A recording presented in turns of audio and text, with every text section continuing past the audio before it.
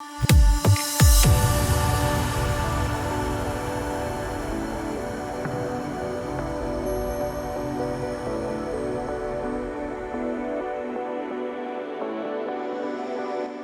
is a very important question to address. We need to first of all understand where the perspective of shareholder primacy came from. In the 1970s, a group of free market economists led by Milton Friedman said that if a corporate CEO does not aim to maximize profit for its shareholders, the CEO is essentially squandering the company's money. And the premise under this assumption is that there's a trickle-down effect, that when a company is profitable, the profit will be beneficial for its employees as well, that the employees will be able to have better pay, benefits, better opportunities, and they are better able to have a quality life, send their kids to college, have a better retirement life, etc.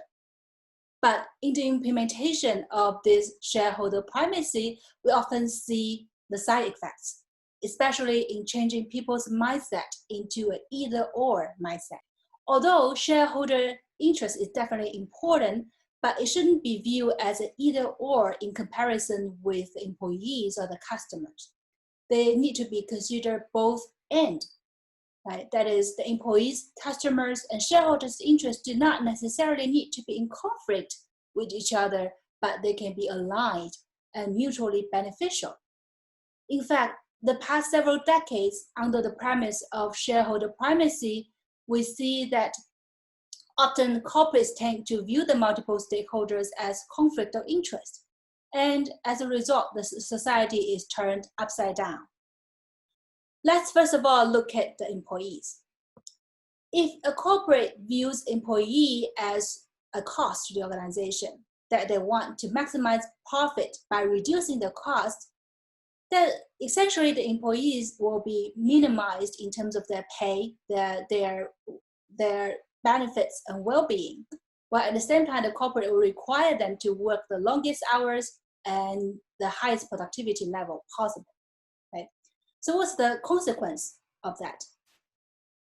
In fact, over the past 30 years, we see a widening income inequality gap.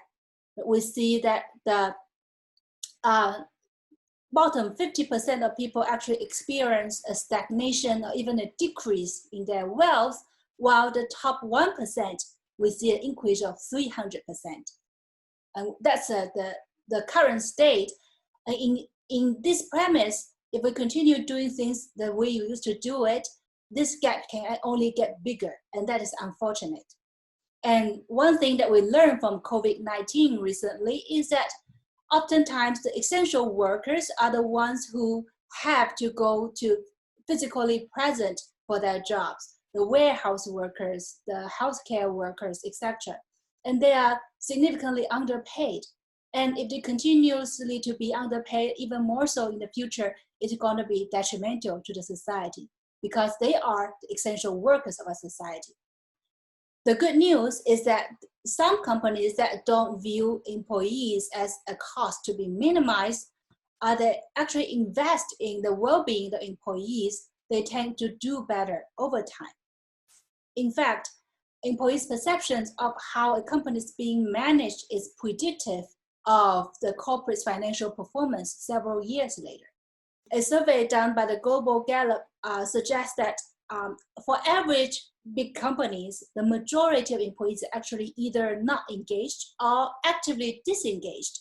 But for the world-class organizations, the majority of the employees are actively engaged. And that is the reason why they became the high-performing companies compared to their competitors.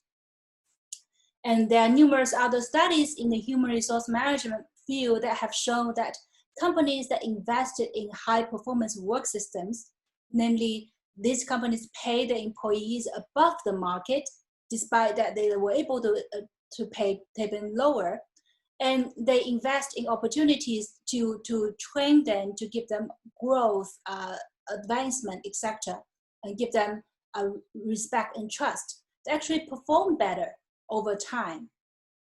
because these employees are the best on the market, they are attracted to the company, and they are going to stay and work hard and use their productivity to contribute to the profitability of the organization.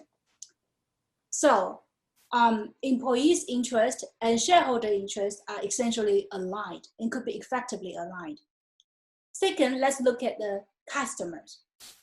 Customers are for sure the economic engines of the organization, right? They're the fundamental reason that organizations can make a profit.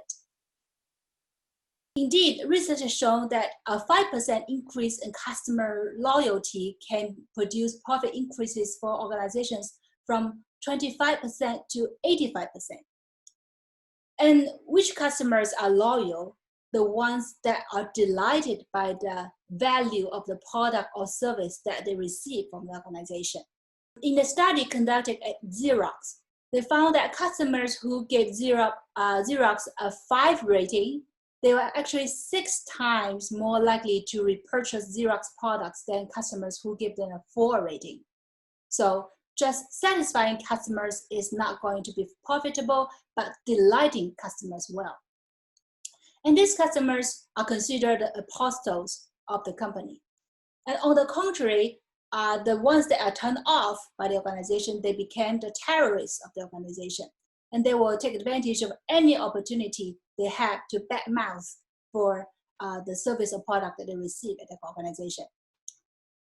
So how do companies turn customers into apostles rather than terrorists? By being truly oriented towards the interest of the customers and not sacrificing the customer's interest for profitability of the organization. The service profit chain model and numerous research has been done to support this model suggests that all profitability starts from the internal service, the proper management of employees.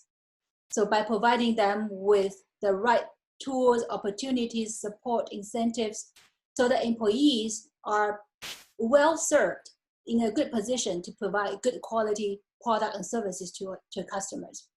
And this will be translated into the value that the customers perceive, which will be translated into the satisfaction of customers, loyalty, and ultimately profitability of the organization. So profitability cannot exist without employee interest being taken care of and customer interest being taken care of. So the shareholder primacy perspective is essentially a false proposition and harmful to the well-being and operation of the organization.